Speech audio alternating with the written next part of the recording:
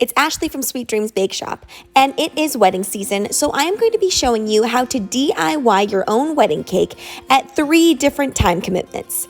I have lots of other DIY wedding cake ideas that I want to show you, so if you do like this type of video, please give this video a thumbs up and comment down below, what is the theme of your wedding if you're getting married?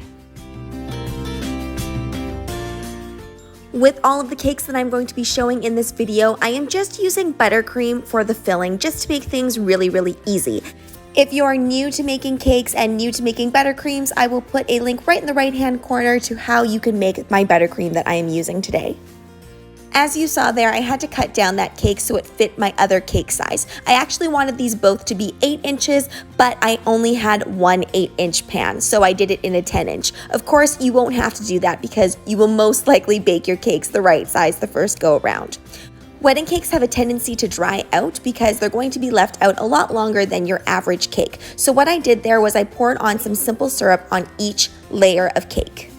Then you're going to layer on an even coating of buttercream. Make sure to hold that spatula in place and then use your turntable to help you. This is a naked cake, so essentially all you're really doing is you're crumb coating your cake.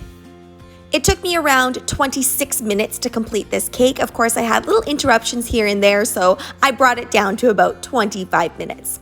What you're doing here is you're adding those supports in so that you can stack your cake on top. Of course, you could just leave this at 1 tier, but I think it looks really nice if you have 2 tiers. I do want to make note that if you are going to be traveling with your wedding cake, you do need to make sure that you put a dowel straight through the center of the cake. I will show you how to do that later on in the video. The great thing about this cake is that you can pretty much add whatever you would like to it. I went with a bit of a citrus theme. My apologies for my lighting in this video. I was working kind of at night, so the picture isn't as great. It's actually more of a bright white in person. I mentioned this in a previous video that if you do end up going with a naked cake, your cake might be a little bit drier by the time you cut into it because there's not a whole layer of frosting protecting it.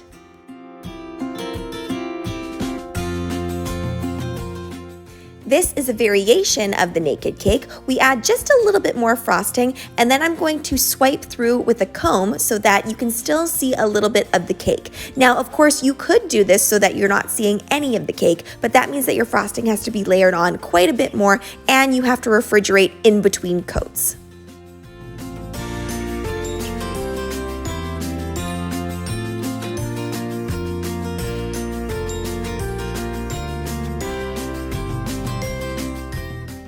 This is a special cake comb, but honestly, you could use anything to create whatever texture you would like. You could even use a fork. This look is a little bit more streamlined than just your average naked cake, and it adds that little something special to it.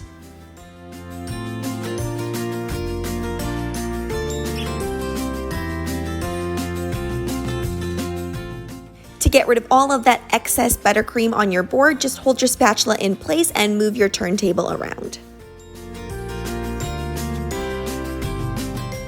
Putting your cake together is a series of planning. So as you saw there, I left a little bit more of a ledge to the front of my cake so that I could put more florals on the front.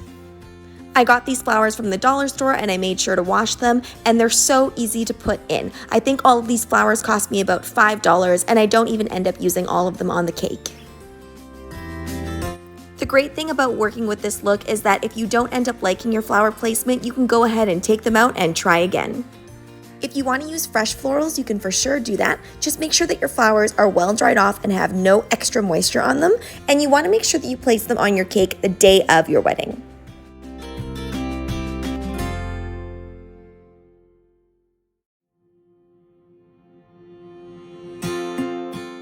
Much like the other wedding cake as well that I previously showed you, you can make this a couple days in advance. Just make sure to keep it refrigerated. Now, if your refrigerator isn't tall enough to keep them stacked, then leave them unstacked and then stack it later once you're ready to actually transport it.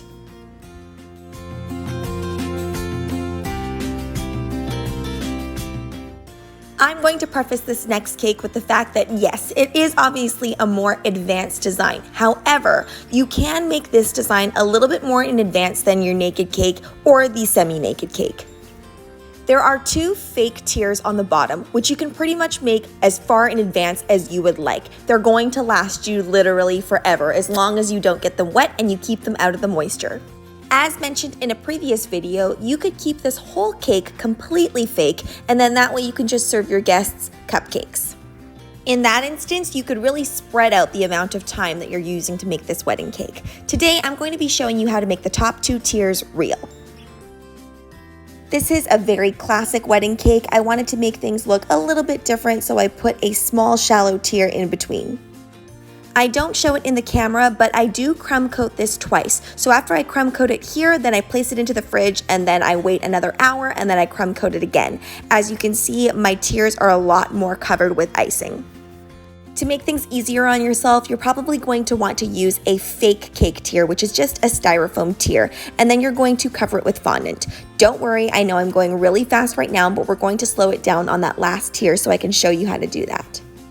The great thing about working with a fake tier is you can use hot glue on those tiers to adhere things. It also gives you a bit more stabilization than just real cake.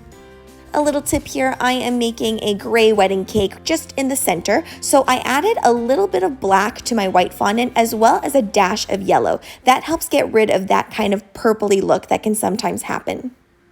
I find the faster I get with making cakes, the more air bubbles that can happen, so you can just take a little pin to pop those air bubbles and smooth things out. All right, now that we're all slowed down here, this cake has been sitting in the fridge for quite a while so that we get it nice and firm. That means though that the buttercream is no longer sticky, so I'm using a little bit of shortening to make things adhere really easily. And then I'm going to roll out my fondant, making sure to put a lot of cornstarch down so that nothing sticks. The trick is to move that fondant around every so often so that if things are sticking a little bit, you can just slide a little bit of cornstarch underneath there. You'll notice my fondant is thin, but not too papery thin, but you also don't want it too thick because then you can create something that kind of looks like elephant skin, which means everything turns out really, really wrinkly. As quickly as possible, you really want to adhere everything to the sides of your cake. Now you'll notice that your fondant can bunch up a little bit, so you kind of go down to the bottom and straighten things out and then take the side of your hand to really push that fondant against your cake.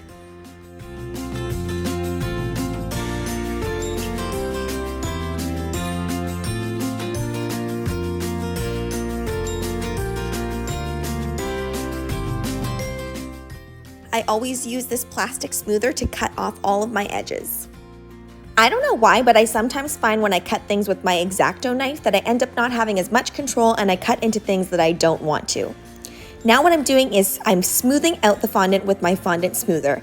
It's actually better if you probably have 2 of those, that way you can get it super smooth without any fingerprints going into your cake. This cake is going on about a 45-minute drive, so I need to make sure that it's super stable. So I just took my wooden dowel and I actually had to hammer it into that styrofoam. The cake that's going on this next tier does do a little bit of an overhang, so I need to make sure that I have a cake board that fits the bottom of the cake exactly. If it doesn't fit exactly and the cake board is a little bit too big, then you're going to see the cake board. And if the cake board is a little bit too small, then you're not going to be fully supported and you run the risk of your cake falling apart. Now I'm adding in my plastic supports. These bubble tea straws are very readily available at cake supply stores and they're really cheap. They're not as great for the environment though, I will say, so I am trying to look for an alternative. When you're cutting these straws, make sure that you kind of leave a slight edge at the top. This is actually what your cake is going to be sitting on, so it does need to be supportive still. If it sinks into the cake, then obviously it's not going to be supporting the cake on top. Also, don't be shy about adding a lot of supports in. With a wedding cake, you need it to be stable and you need it to last. I am going to be adding this beaded border on the bottom, and I just got this from the dollar store. It's super cheap, and what's great is you can cut that beaded border down to size. Yep, what you just saw there was me forgetting to put that board in between. So important to put that supportive board in. I steamed my cake with a clothing steamer just to make sure that everything adheres really easily and quickly. This way I don't have to use water or any other edible adhesive. The bride was really free with her colors. Her colors for her wedding were a dusty rose gold and gray, but I actually wasn't that thrilled with the color of rose gold here. It turned out a little bit more corally looking. I would have preferred something that was a little bit more shiny and a little bit more pink and just lighter in general with more gold pigmentation. So if you are more picky about your color choices, then make sure you try it out on a piece of fondant before you actually put it on your cake. I made these fondant roses a few days ago so that they're nice and hard and ready to put on the cake, and you'll notice that they have sticks on them, which makes it really easy to put into that cake. So if you want to see that tutorial, I will put it up in the right-hand corner. I did also account for the amount of time it took to make the roses, so that was an hour for these sugar roses, and then the actual cake itself took about 3 hours to decorate. What's great about making your own wedding cake is you can add to cover up whatever flaws necessary, and it's going to turn out exactly how you want it, especially if you take your time on something like this. If you're just starting out making cakes, I really think that going fake for your wedding cake is the way to go, so you can have as much time as needed to make it as perfect as you would like. Making all of the naked cakes today is probably going to cost you somewhere in the realm of $20 or less. The fondant cake is probably going to cost you around $40 to $50. By making any of these 3 types of wedding cakes, you are saving yourself anywhere from $100 to about $500, depending on where you're buying your cake. Thanks so much for watching, guys. Don't forget to like, share, and subscribe so you can be part of the Sweetie fam. Right now, I'm uploading daily, so make sure you hit that notification bell so you know when I upload. Also, be sure to comment, request, or ask a question. I love hearing from you guys. Bye!